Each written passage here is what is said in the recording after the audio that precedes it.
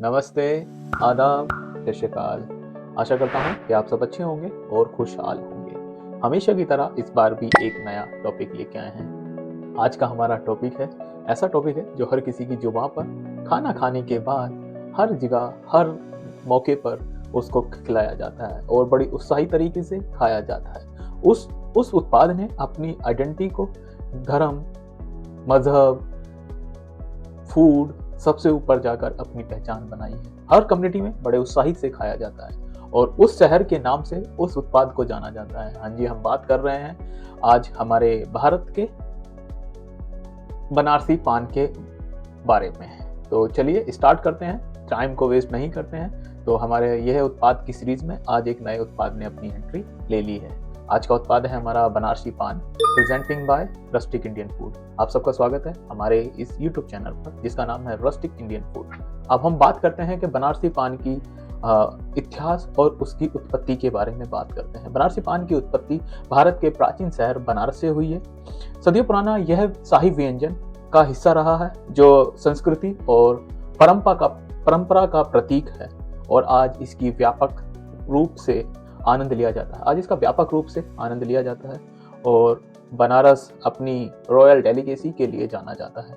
आप बनारस गए हो और आपने बनारसी पान ना खाया हो तो आपका बनारस का ट्रिप अधूरा है। कहते हैं देवों की देव नगरी है, मुक्ति नगरी है और ऐसी नगरी में ऐसा उत्पाद मिले तो सोने पे सुहागा वाली बातें हैं। तो यह था उसका इतिहास, उसका ओरिजिन ये था, इसकी उत्पत्ति ये थी। अब चलिए बात करते हैं बनारसी पान क्यों फेमस है, बनारसी पान की पहचान क्या है। अब इस पे बात करते हैं। बनारसी पान की प्रसिद्धि इस बात को बयां करती है कि यह कितना मशहूर और प्रतिष्ठित है, खासकर अपने समृद्ध स्वाद, खास सामग्री और बनारसी शहर के लंबे इतिहास के लिए जाना जाता है, लंबे संस्कृति इतिहास के लिए जाना जाता है। तो ये संस्कृति का पार्ट भी रहा है और आज भी रहा है और सालों साल से रहता हुआ आया है। तो यह है इसकी सादगी और आज इसका इतिहास ये है।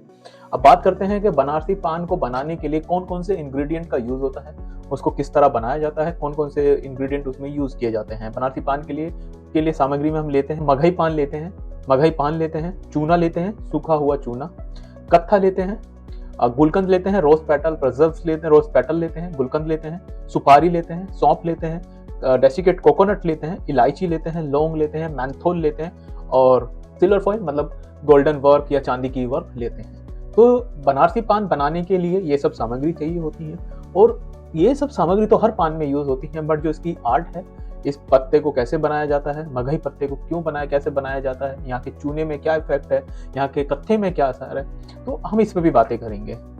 अब बात करते हैं ट्रेडिशनल प्रिपरेशन ऑफ बनारसी पान के बारे में बात करते हैं। बनारसी पान बनाने की पारंपरिक विधि क्या है।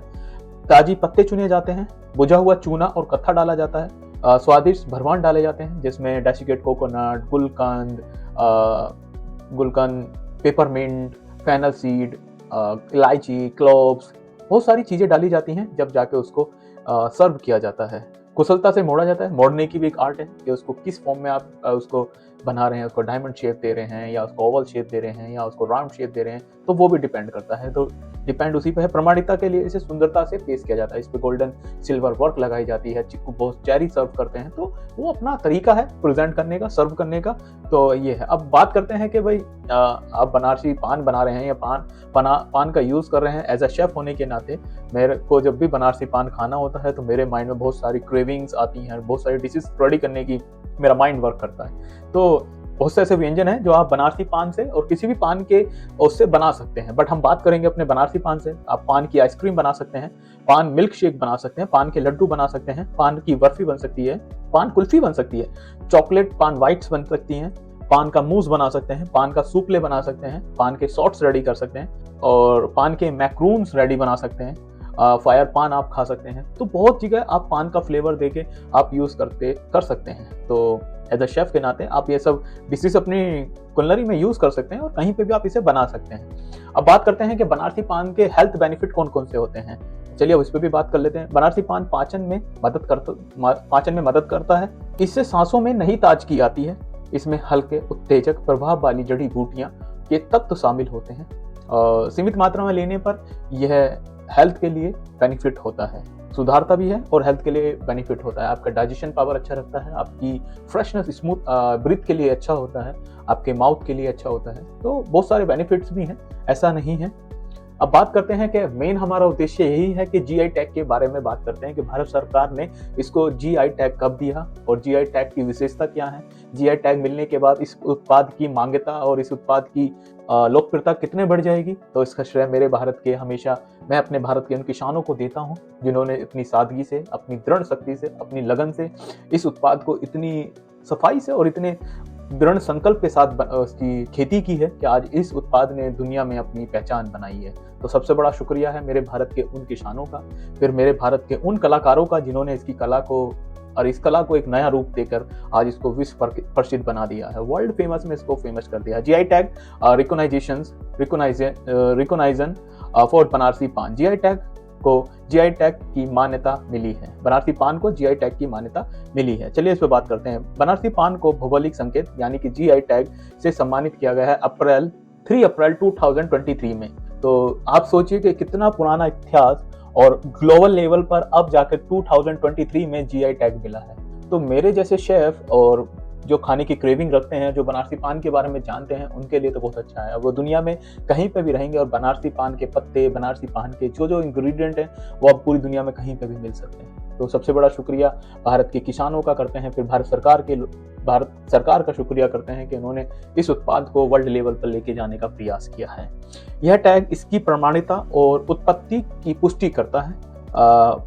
बनारस की जीआई टैग वाली विशेषता है, यह अपनी मुलायम सौम्य पीले हरे रंग के पत्ते के लिए जाना जाता है जो मुंह में लगभग घुल जाते हैं। आमतौर पर मगही बिहार से आता है और जगन्नाथी उड़ीसा से आता है। पत्तों से बनाया जाता है जिसे बनारस में संग्रहित किया जाता है, प्रोसेस किया जाता है। हम बात कर रहे हैं मगही पान की।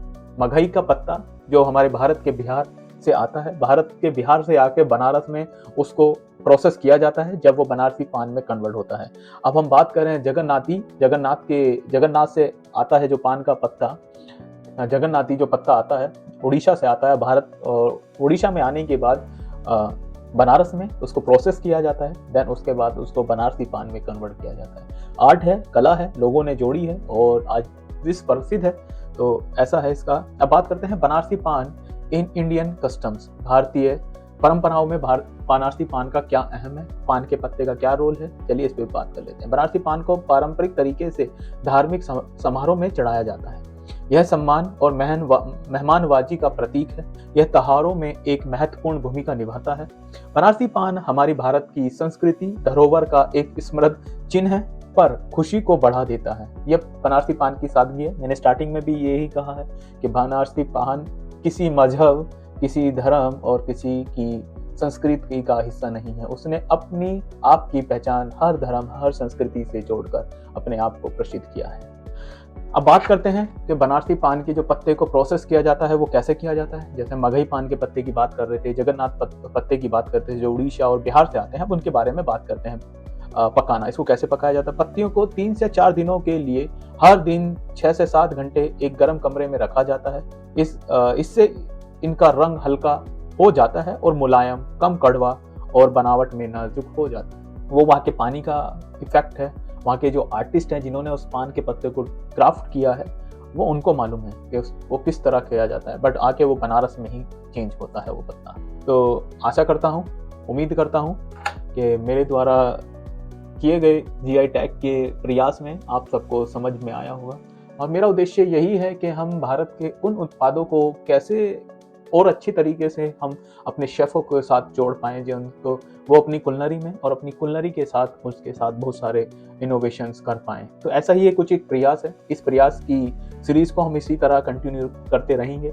आपको ऐसा कोई उत्पाद है जो आप अपने स्टेट से जुड़ा हुआ है, आप हमें कमेंट बॉक्स में बताएं। हम उस उत्पाद पर आपके लिए एक अच्छा सा टॉपिक लेके आएंगे और प्रयास यही करेंगे कि भारत के उन उत्पादों को आप सब तक लेके आया जाए जिससे कि आप लोगों को पता चले अच्छा ये उत्पाद आज भारत की आइडेंटिटी का पार्ट है। तो ऐसे बहुत सारे उत्पाद हैं और मैं शेफ होने के नाते इस तरह का मैं प्रयास हमेशा करता रहूँगा। धन्यवाद कहूँगा और शुक्रिया करूँगा भारत के उन किसानों का जिन्होंने दृढ़ संकल्प से, दृढ़ मेहनत से अपने इस कार्य को और प्रगति दी है। आज उनकी इस कार्य की धरोहर ने पूरे भारत और भारत के बाहर पूरी दुनिया में अपने आप को शुमार किया है। शुक्रिया करता हूँ भारत के उन किसानों को और उनका नमन करता हूँ, जय हिंद बोलता हूँ उनको। चलते चलते एक बात बोलेंगे कि अपने देश की पारंपरिक भोजन शैली, अपने देश की पारंपरिक संस्कृति पर नाच करिए, क्योंकि यही हमारे देश की असली धरोहर है। धन्यवाद दोस्तों, मिलते हैं किसी एक नए उत्पाद के साथ। आपने हमें सब्सक्राइब नहीं किया है, जाएं हमारे चैनल पर, हमें सब्सक्राइब करें, लाइक करें, कमेंट्स करें और हमें बताएं कि हमें सुझाव जरूर दें जिससे कि हम बहुत कुछ बदलाव कर पाएं। धन्यवाद दोस्तों।